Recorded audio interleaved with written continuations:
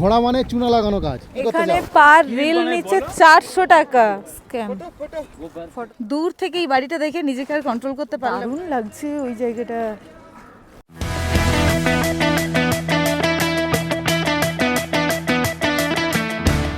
Good morning, এখন বাজে 10টা। আমরা এখন আছি পেহেলগামে। আজকে 22 তারিখ, সানডে। তো এখান থেকে এখন আমরা বেরিয়ে যাব আবার সাইট সিনের জন্য।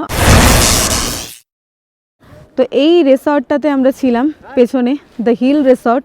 এখানে পার নাইট একটা ফ্যামিলি রুম নিয়েছে আমাদের থেকে 3000 টাকা। তো গতকাল আমরা এসছিলাম শ্রীনগর থেকে পেহেলগাম এই গাড়িতে করে। এবার যে গাড়িতে তোমরা আসছো সেই গাড়ি কিন্তু এখান থেকে সাইট সিন করাবে না, তোমাদের অন্য গাড়ি বুক করতে হবে। তো আমরা একটা অন্য গাড়ি বুক করেছি, যেটা আমাদের 4 জনের জন্য নিচ্ছে 2200 টাকা। গতকাল যে গাড়িতে আমরা এসছিলাম সেটা কিন্তু আমাদের 2200 টাকা নিয়েছে একদিনের জন্য। আজকে আবার আমরা এই গাড়িতেই ব্যাক করব নতুন। আজকে যেহেতু আবার যাচ্ছি তাই আবার 2200 টাকা আমাদের দিতে হবে। তো আমার মতে তোমরা যদি পেহেলগাম বা কোনো জায়গায় যাও, গুলমার্গ, সোনমার্গ, যে গাড়ি ভাড়া করছো তাতেই দিনের দিন ব্যাক করো। তাতে করে তোমাদের পরের দিনে আবার নতুন ভাড়া দিতে হবে না।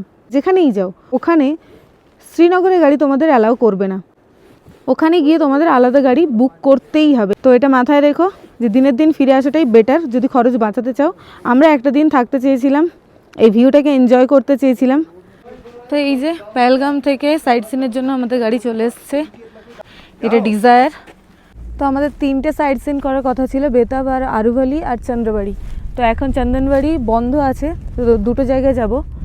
তো যেটা 2250 ছিল সেটা এখন হয়ে দাঁড়িয়েছে 1950 টাকা। তো আলাদা করে কোনো স্পট নেই, পুরো পেহেলগামটাই একটা স্পট।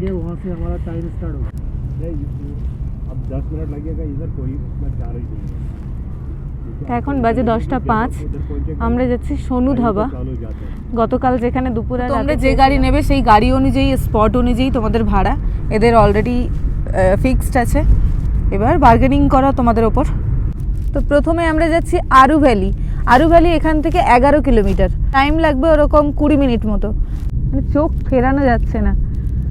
তো সবাই বলে না পাহাড়ে কেন যাস, কি এমন দেখার কি আছে? এই আছে পাহাড়ে, পাহাড়ে স্বর্গ আছে। नहीं लगेगा और कुछ नहीं लगेगा ना। তো এক্ষুনি আমাদের বেতাব ভ্যালি, আরু ভ্যালি যাচ্ছি আমরা।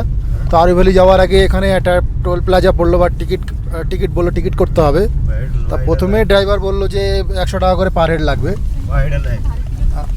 তো তারপরেই একটা সিচুয়েশন তৈরি হলো, উনি বললো যে 100 টাকা তাড়াতাড়ি করে দাও, না হলেও 400 টাকা নিয়ে নেবে। তো 100 টাকায় দিলাম। 100 টাকায় উনি কোনো রকম প্রশ্ন করলো না। তা আগের গাড়িগুলো দেখলাম সবাই 500 টাকা করে হাতে ধরিয়ে দিচ্ছে, 100 টাকা করে রিটার্ন দিচ্ছে। তো এখানে একটা কিছু চলছে সেটা। এবারে ড্রাইভার যদি তোমাদেরকে হেল্প করে তো তোমরা এটাকে 100 টাকায় কভার করতে পারবে, না হলে তো পুরো 400 টাকায় দিতে হবে।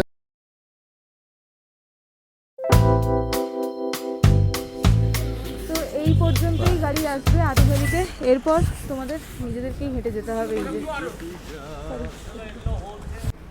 আমরা আরু ভ্যালি চলে এসেছি, এখন বাজে 10টা 55।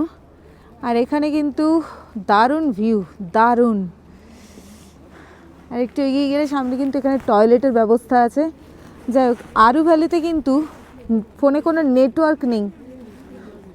তো এখানে এসে তোমরা কল করতে পারবে না বা ভিডিও কলে দেখাতেও পারবে না, শুধু আছে অপূর্ব সিনারি, অপূর্ব। এখন আমরা টেম্পারেচারটাও দেখতে পাচ্ছি না, কারণ নেটওয়ার্ক একদম নেই। তোমরা যদি এখান থেকে আরও পনি রাইড করতে চাও তো সেটাও অ্যাভেলেবেল আছে। রিভার পয়েন্ট আছে, কেভ আছে, আরু ভ্যালি আছে, কুতপাটারি, গ্রিন টপ, লেদার ভ্যালি। তো এগুলোর প্রাইস কিন্তু পনিতে এই দেওয়া আছে। তো আমরা আর ওপরে যাব না, এই একই রকমই পাবো। তো এখানেই এনজয় করছি আমরা এখন। কেমন লাগলো? আরু ভ্যালি ভালো, কিন্তু এখানে গভর্নমেন্ট আমাদের কাছ থেকে সামনে 400 টাকা ধার ছিল। সেই 400 টাকা এখানে এসে আবার ঘোড়া চড়তে হবে। ঘোড়ায় আমি আর চড়বো না, ঘোড়া মানে চুনা লাগানো কাজ। এক্সপিরিয়েন্সের জন্য একবার পনি রাইড করো, তবে রিজনেবল প্রাইসে।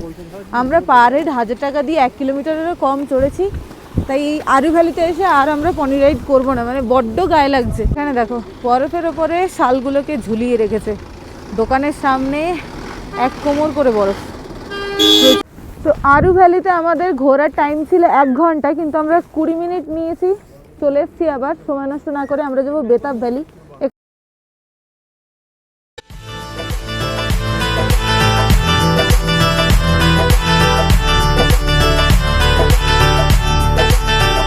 নায়িকা তো ওখানে দুর্বল হয়ে পড়েছে। যাই হোক, চলো বেশ, কোনো অসুবিধা নেই, ঠান্ডায় ঠিক হয়ে যাবে।